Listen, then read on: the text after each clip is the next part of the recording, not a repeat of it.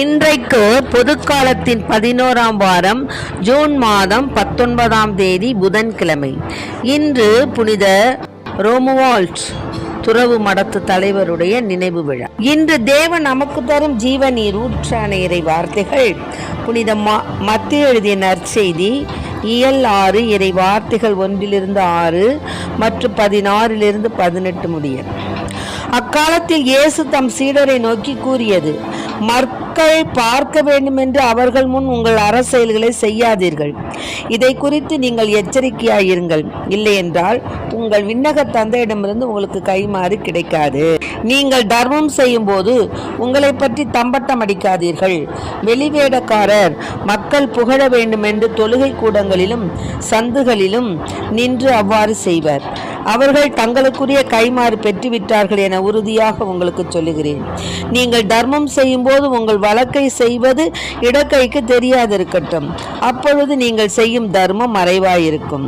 மறைவாய் உள்ளதை காணும் உங்கள் தந்தையும் உங்களுக்கு கைமாறு அளிப்பார். ஆண்டவரின் அருள்வாக்கு. கிறிஸ்துவே மக்கு புகழ். திருப்பாதம் நம்பி வந்தோம், கிருபை நிறை இயேசுவே, உமதன்பை கண்டடைந்தோ தேவ சமூகத்திலே. திருப்பாதம் நம்பி வந்தோ, கிருபை நிறை இயேசுவே, உமதன்பை கண்டடைந்தோ தேவ சமூகத்திலே. என்னை நோக்கி கூப்பிடு என்றீர், இன்ப துன்ப நேரத்திலும் கருத்தாய் விசாரித்து என்றும் கனிவோடெம்மை நோக்கிடுமே. திருப்பாதம் நம்பி வந்தோ, கிருபை நிறை இயேசுவே, உமதன்பை கண்டடைந்தோ தேவ சமூகத்திலே. இன்று தேவன் நமக்கு தரும் ஜீவநீர் ஊற்றான இறை வார்த்தைகள் என்னன்னு கேட்டிங்கன்னா, உனக்கு அடுத்திருப்பவரிடம் நீ அன்பு கூறு. அப்புறம் சீடரை நோக்கி சொல்கிறாரு, மக்கள் பார்க்க வேண்டும் என்று அவர்கள் முன் அரசியல்கள் செய்யாதீர்கள்.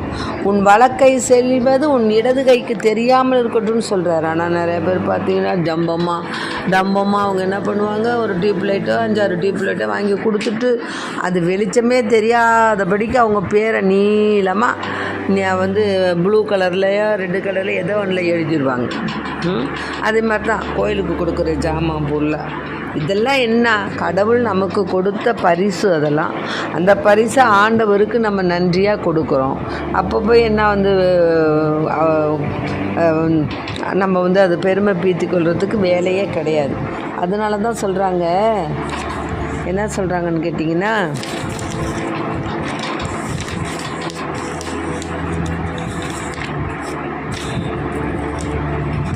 அதாவது நீங்கள்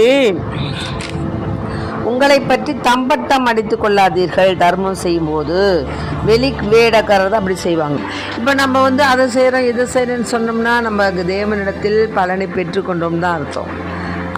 அவங்க நேரடியாக நம்ம அவங்களுக்கு சொல்லி அவங்கள புரிய வச்சுருந்தோம்னா நம்ம அதை நல்லபடியாக இருக்கும். ஆனால் நம்ம அப்படி செய்கிறதில்ல. எது செஞ்சாலும் பப்ளிக்கு, உடனே ஒரு விளம்பரம், உடனே ஒரு செய்கை, உடனே ஒரு வாட்ஸ்அப்பு, இப்போது உடனே ஒரு ஏதோ ஒன்றை போட்டு விளம்பரம் பண்ணிடுறோம். அது மாதிரி செய்யக்கூடாது.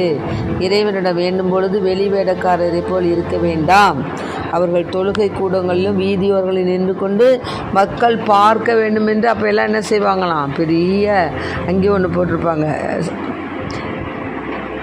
அதாவது பெரிய போவாங்க, அவங்க இருக்கக்கூடிய இடத்துல டாமிகமாக அதை சொல்லி இந்த மாதிரி நான் அதை செஞ்சேன் இதை செஞ்சேன்னு சொல்லுவாங்க.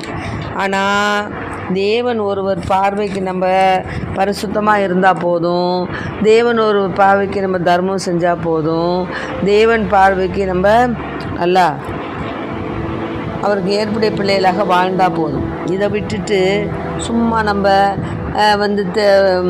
மக்கள் பார்க்க வேண்டுமென்று நாம் இறைவேண்டல் செய்யக்கூடாது.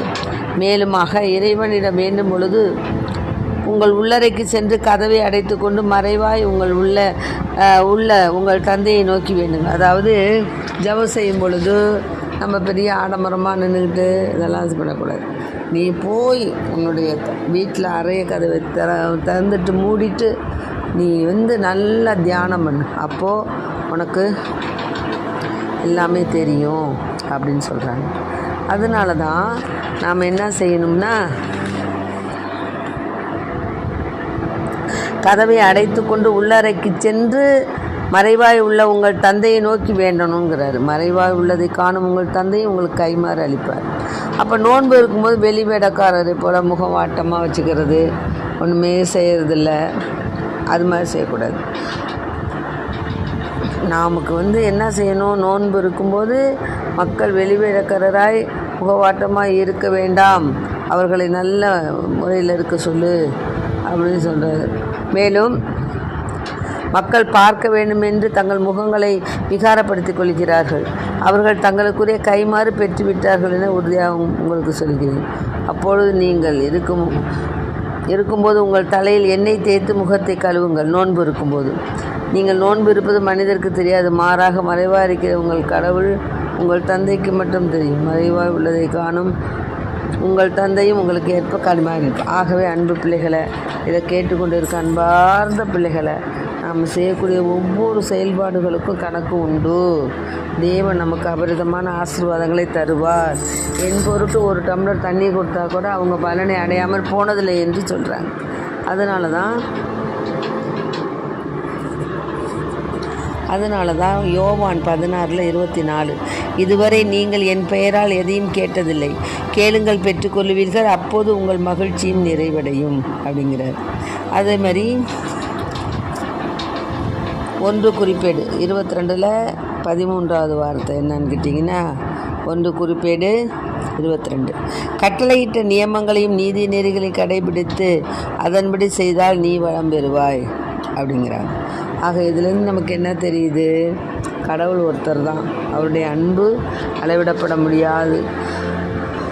தேவன் நமக்கு தரும் எல்லா வகையான வாழ்க்கையை நம்ம மகிழ்ச்சியோடு ஏற்றுக்கொண்டு தேவனுக்கு பிரியமான பிள்ளைகளாக வாழ இயேசுவை மன்றாடுவோம். இயேசுவுக்கு புகழ், இயேசுவுக்கு நன்றி, இயேசுவின் ரத்தம் எங்கள் ஜெயம், மரியே வாழும்.